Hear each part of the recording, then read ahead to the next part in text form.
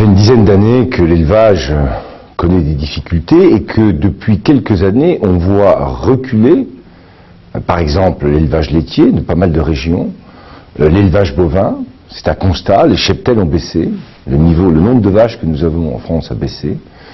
Donc il y a un risque avec ces difficultés, si on ne fait rien, de voir une grande partie de ce qui fait la diversité, je le disais tout à l'heure, de l'agriculture française, disparaître. Et s'il n'y a plus d'élevage, c'est un pan entier de ce qu'est l'agriculture qui risque d'être remis en cause et qui posera des questions beaucoup plus lourdes ensuite. Cette situation aujourd'hui, elle est préjudiciable à l'élevage, il fallait soutenir l'élevage.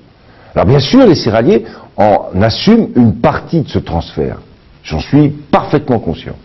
Mais c'est pas pour autant qu'ils n'auront plus d'aide. Ils auront encore des aides. Comme les autres. Baissées, mais ils auront des aides. Et c'est cet équilibre nouveau qu'on a cherché à mettre en place, sans remettre en cause la nécessité qu'on a de soutenir les céréaliers, parce que les céréales, ça allait bien pendant 4 ans, et puis là, ça baisse, donc on est aussi lié à la volatilité des prix.